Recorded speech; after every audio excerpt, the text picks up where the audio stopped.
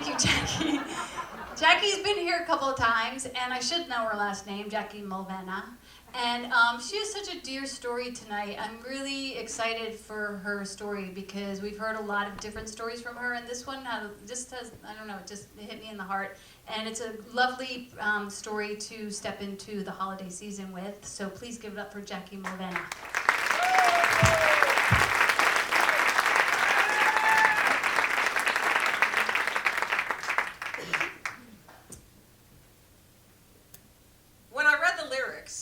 To the November theme song, Kind and Generous, I groaned and thought, crap.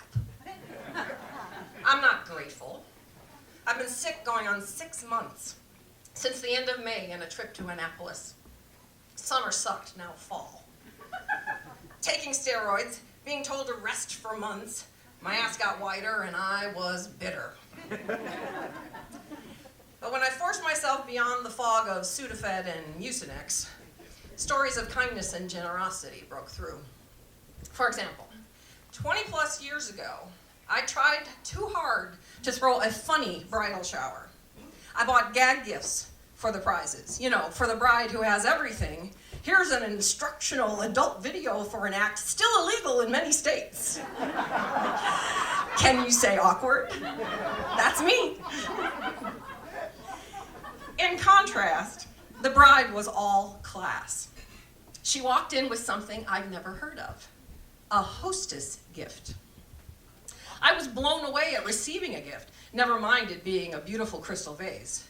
My amazement, per usual, gushed in embarrassingly over-the-top gratitude that I couldn't control and would regret later. I've gotten a little more used to the social grace of hostess gifts since then. Even if a little bit of that excitable puppy bubbles up inside me, I keep calmer on the surface, I think. But this last spring tested my social skills when I took a 30-day trip to Ireland, my first trip to the homeland of my paternal grandparents. However nervous I was about the trip and my fears of making stumbling conversation with strangers, I am so grateful for the entirety of the experience, especially for two people. One related to the Mulvenna clan in Northern Ireland, the other indirectly related to the Norris clan in the Republic of Ireland. In the north, I stayed at Cousin Padrine's B&B while visiting the Mulvenna clan, north of Belfast. Padrine fed me, chauffeured me through the beautiful glens of Antrim, a tulip festival, to her family home damaged by bombs during the Troubles, and to the local parish with more Mulvenna tombstones than I'd ever seen. She connected me to an historian who included our family in his book. I was so excited about the book with my great-grandmother on the cover, I had to buy an extra suitcase for the dozen copies I brought home for the cousins. Padrine even invited 20-plus cousins over so we could meet. I plastered on my smile and faux bravado to keep my social anxiety from sneaking out that night. And I tried not to gush when I was again surprised by those who brought gifts for me. Just for visiting. So kind, right? At one point, 3 cousins began talking as if I knew of whom they spoke, of visiting with Julia and Alexander decades earlier. And I completely blanked. Julia? Alexander? In Northern Ireland? I only half heard my cousins for a few seconds while I panicked, clueless who they meant, shaking my head, confused, until I finally realized they were talking about my grandma and grandpa. Of course, I never referred to them as Julia and Alexander, and U.S. clan elders called Alexander Alec. Nor had I ever known that grandma, Julia, from as far southwest from Belfast as you can get on the Isle, had ever been to Northern Ireland. You see, my grandparents had met in the U.S. after each had emigrated separately. I never knew that grandma had even ever met my grandfather's side, still in Northern Ireland. I felt like such an idiot for getting so confused. I'm sure my cousins thought, she's a bit daft, that one. Before going to Northern Ireland, I'd been warned to stay away from the old Mulvenna homestead, the Cloddy farm. The new owners, a father with sons, had a bad reputation. At least one son had been arrested for beating a pregnant neighbor over a land dispute. Scary, right? But my cousin Padrine is such a gem. She somehow worked past the situation and had the father talking kindly and walking us across the entire property owned by the Mulvennas years past. From there, she was able to point to the property my great-grandfather had offered to buy my grandfather to stay in Ireland. But my grandfather knew the cost would put a great burden on his father. So my grandfather left the next day for America. I'd been feeling so sad that so many Irish, like my grandfather and grandmother, had to leave such an incredibly gorgeous place just for opportunity in the States. But it gave me some comfort to know that my grandparents had been able to come back to their homeland in Ireland. I left the North feeling more connected to it than I ever expected. Mostly, I have Padrine's grace and kindness to thank. In the South, I didn't meet many cousins on the Norris side, just one living near Dublin. But there was one person that had me in a complete gratitude puddle. In the Republic of Ireland, my grandma, Julia, had grown up in a small, thatched-roof, whitewashed cottage. My parents had seen the unoccupied cottage decades ago. It was unlivable, with a dirt floor, the walls mottled, beams failing, the roof sinking. My mother had even stole, a white and blue egg cup from a dilapidated china cabinet. I was determined to find the cottage, just to stand where my grandmother had stood. My Canadian cousin Pat connected me to the current owner of the cottage, a milliner named Kathleen McAuliffe. I messaged Kathleen in advance of my trip, timidly asking if I might be able to see her home in a few months. At that point, I'd have been pleased to park curbside and look into the yard for any small hints of my grandmother's experience nearly a century earlier. Kathleen was polite, welcoming to a point, but non-committal. Understandably so, I was a complete stranger. I messaged again when my dates firmed up. I was to arrive in Dingle on the weekend. Kathleen owns an adorable shop in Dingle. And then I'd arrive in Coolroo near her home on the Monday following. Again, Kathleen was polite, welcoming, but non-committal. Understandably, after all, it was Easter weekend, and if you don't know, in Ireland, Easter's kind of a big deal. And Monday was a bank holiday, and I was still a stranger. Now, I may have been clueless about social niceties when I was younger, but I absolutely knew to go to Kathleen's shop in Dingle with my wallet before Easter Sunday. I'd looked online and knew I'd find gifts and souvenirs to bring home. But I also hoped to meet Kathleen and firm up being able to see the cottage. Kathleen was not at the shop, but her husband, Niall, was. We chatted briefly. Helpful and sweet and very busy, he and a clerk rang up my purchases, and I crossed my fingers that karma for a cottage visit had increased in direct proportion to the euros spent. On Easter Monday, I drove from my B&B to the GPS pin I'd saved as Kathleen's home and ended up looking at a modern brick house that was absolutely not a modestly renovated cottage. I pulled forward and flagged down an older man. I explained who I was and who I was searching for. Immediately, just as others in the local pub the night before had done, he began to reminisce about the Norrises. As a boy, he'd known the last of my family that lived in the cottage. He set me straight on which home to approach. I pulled up, nervous. There were 2 buildings laid out like an L, quaint and cottagey. I knocked, trying both doors.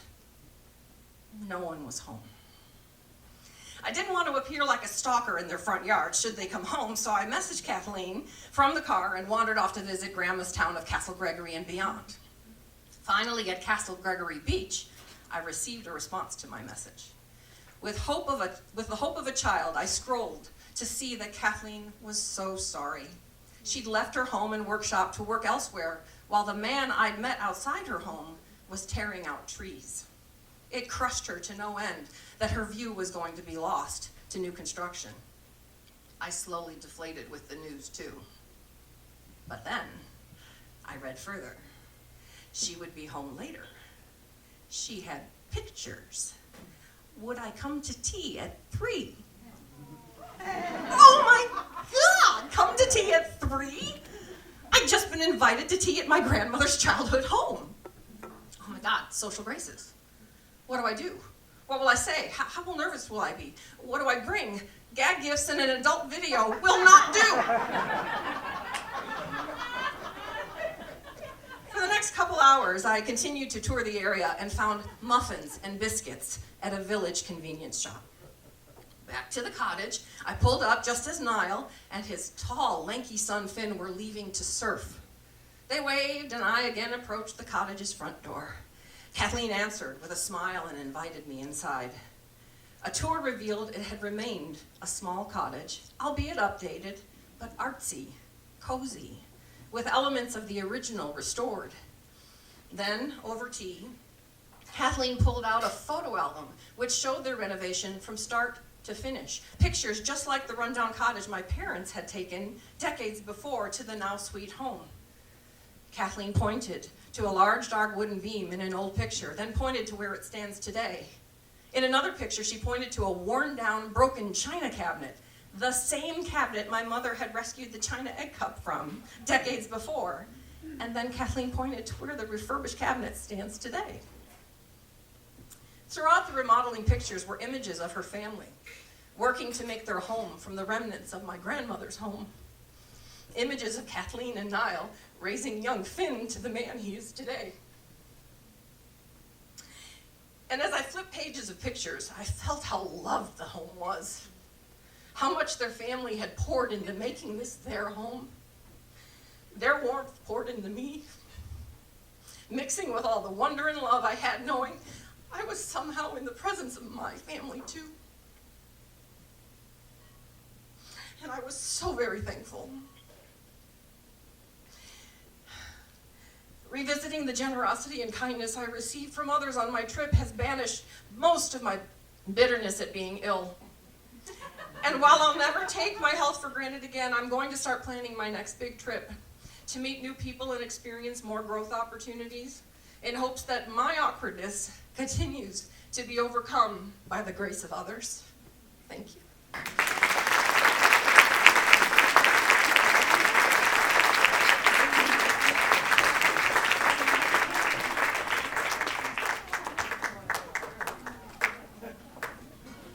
Jaqui Mulvenna. You're wrong.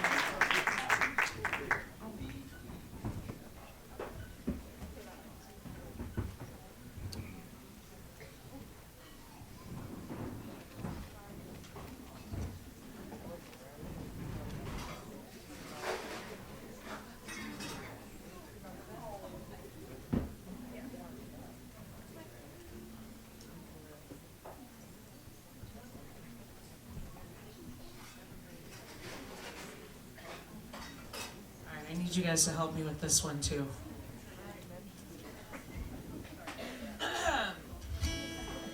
I'll light the fire while you place the flowers in the vase that you bought today.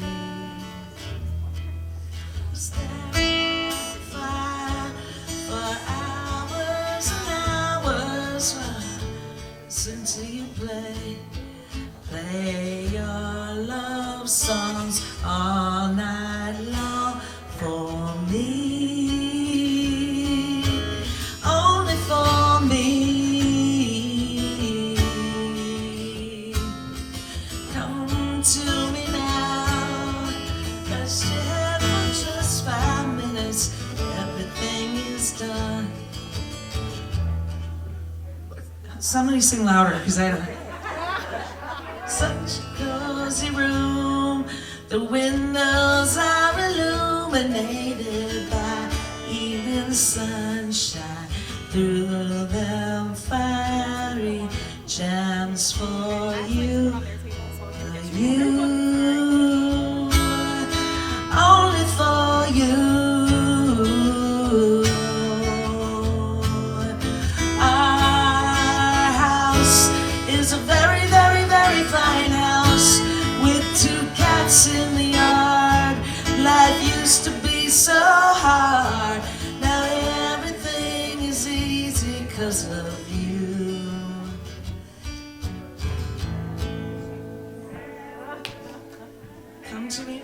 doesn't say that here. This is a la la part.